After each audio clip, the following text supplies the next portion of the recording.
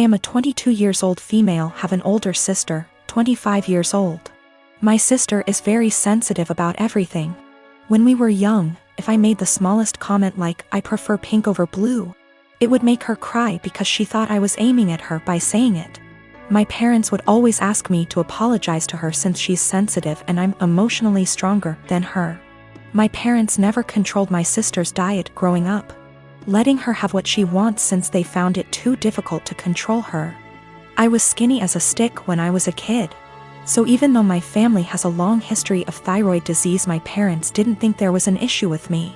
However, my sister has been overweight the majority of her life, so my parents thought she'd be the one with the thyroid issues. They took us to an endocrinologist when I was 10. I got a diagnosis for Hashimoto's thyroiditis while my sister didn't, and instead got told to exercise and watch her diet.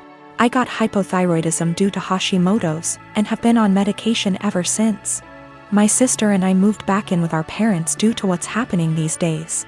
I leave my medication in a cabinet near the kitchen since I know I won't take it unless I have to actually get out of bed to do so. Apparently, I left a box before I moved out of my parents' house when I was a teen, and one of her friends saw it while they were over and asked if it was hers. My sister told them that it was, and that's why she was overweight. The box has Euthyrox written on it in big bold letters with a little picture of a thyroid gland next to it. So, yeah, pretty obvious it was meant for a thyroid condition. She's held up this farce for almost 4 years. I only figured it out when I saw her take a box of it out of my bag one day. I confront her on it, and she starts crying and telling me that she just didn't want anyone to mean to her because she's fat. She also says that it's not fair that the one with the normal weight gets the thyroid disease. I tell her to knock it off, and that she can't lie to get sympathy from people. My parents talk to me later, and they say that I was too harsh calling her a liar and she probably needs a therapist or something, and the classic, I should apologize since I'm more mature. They even tell me that they were hoping that she was the one with the thyroid issues as a child, so that they could justify her weight gain. I ask them, so you wanted your daughter to be sick instead of admitting that it's your fault because you bought her McDonald's whenever she wanted it, and never made her exercise? Now they're mad at me too. My ex and I divorced 3 years ago. She was cheating, but at this point I don't care about the relationship anymore. The pending lawsuit has nothing to do with her or him, but rather their actions. My ex and I have a son 13M that we split time with 50//50. He's a great kid that interests have changed a lot tbh, as I imagine more kids / teenagers tend to do through the years. One thing my son was heavily into at some point was Legos.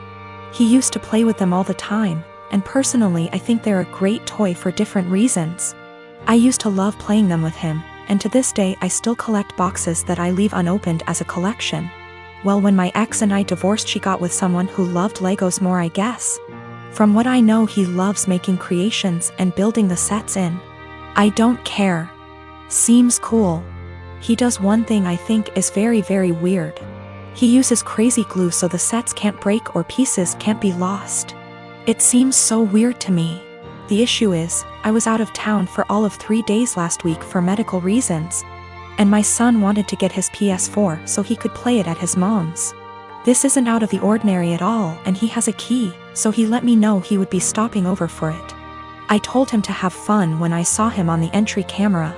My wife's husband was with him, which was a no-no. I told him via speaker to not go in and to wait on the porch. He flinched but walked in anyway. I sent my ex a text telling her to call him and tell him he's 1 minute away from a cop call. He left my home with a bag in hand, which I didn't think much of because my son had his games too. Well, my son texted me later that evening and said he didn't know it at the time, but he's pretty sure SD took some of my sets. These are all old sets and 2 are worth big money. When I got home I confirmed the missing sets and called my ex. She had no idea, but he admired he took them, but it was so son could have the sets to complete his collection. My son doesn't even like Legos anymore and told his mom he wouldn't steal from me. My wife asked how much it would cost to replace them, and unfortunately it's more than their savings. Actually, it would take their house down payment plus more. I told them if they didn't pay in 2 weeks I was suing and pressing charges. The price in the sets makes it a felony.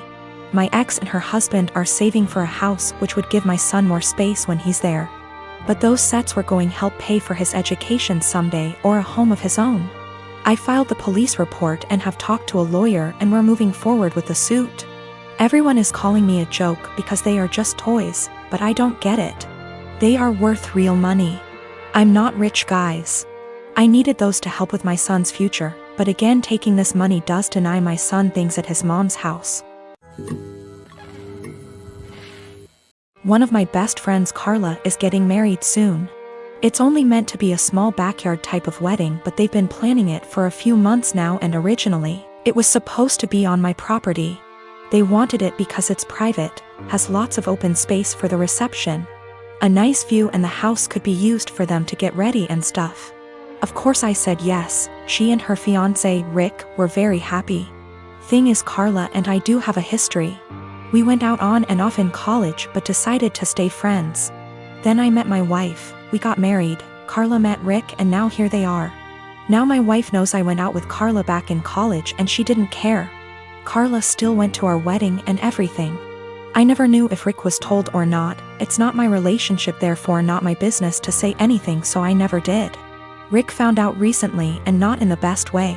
Not sure how, but from what I heard from friends is that one mutual friend told him, no idea why, we used to date. Not only that, but apparently Carla said a couple years ago she was still in love with me when she was already dating Rick. Don't have actual confirmation if that's exactly what he was told. All Carla's told me is that Rick was told about our past and he's angry at her for never saying anything. It became quite a drama and didn't hear from her for over a month until now. She told me they're going to couples counseling and that the wedding is still on. But Rick requested that I not attend. It sucks, but I totally get why he wouldn't be comfortable. Then I asked the obvious question, where are they going to hold the wedding then? To my surprise, she said they still want it at our place. Rick said so too, and in my mind I'm going, he doesn't want the guy who dated his fiancée years ago at the wedding, but still wants the wedding at his house. My wife and I are expected to just not be at our home that weekend, and I told Carla no. They're going to have to find someplace else since we're not going to simply leave our home to them for the weekend. Not only for safety reasons, but it just doesn't make sense. Rick doesn't want me around because he's not comfortable, but is comfortable enough to have their wedding at my house. They really want their wedding here though, and because of that I've been bugged by not only her but also Rick, and some friends who think I'm being a petty asshole for not letting them have the wedding here anymore. Honestly, don't think that I am. It just doesn't make sense at all to have to leave our own place for a wedding we're no longer welcome to, and leaving our home totally vulnerable. Still, being accused of sabotaging their wedding, and Rick believes it's the least I can do after everything. My 7-year-old daughter's doing virtual school in our living room recently. I heard her teacher address a girl named Kelly a few times, which stuck out to me because my daughter's class is only about 15 kids and I know them all by this point in the year. A couple times more and I realized she was calling my daughter Kelly. My daughter's name is Keely, pronounced Keely. So after school was over I asked her if that had been happening all year in this teacher's class, and she said it had, and it really annoyed her. I asked her why she hadn't corrected the teacher if it annoyed her so much, and she said she had repeatedly at the beginning of the year, but the teacher kept calling her Kelly, so eventually she gave up on reminding her. I sent the teacher a quick email explaining the misunderstanding but got no response. This teacher teaches a special subject, think music, gym, art, or language, not just one grade level. So my daughter will be in her classes for the next several years, so we couldn't just wait it out. And how moments like these are handled now will set the stage for how my kid deals with similar situations on her own in the working world. I encouraged my daughter to come to class early or stay later again, thinking maybe she hadn't heard or understood her last time. So a quiet one-on-one would be better. She got to the class early and she told her very politely that her name was Keely like really, instead of Kelly like jelly. And that people often get it confused, so she just wanted to clarify. So class starts and sure enough she gets called Kelly again almost immediately. So there's only so much self-advocation a 7-year-old can be expected to do. I just walked over and said, "Hi, this is Keely's dad. Her's name not Kelly. It's Keely." A few hours later I had an email in my inbox inviting my wife and I to a parent-teacher conference with the vice principal. The long and short of the meeting ended up being the school feels that while the teacher probably should have learned her name, that the real problem is she feels I challenged her authority by correcting her in class and that the names were similar enough for it to not have warranted such drastic action. That surprised me. I couldn't believe a meeting was necessary, let alone that it cast blame on us.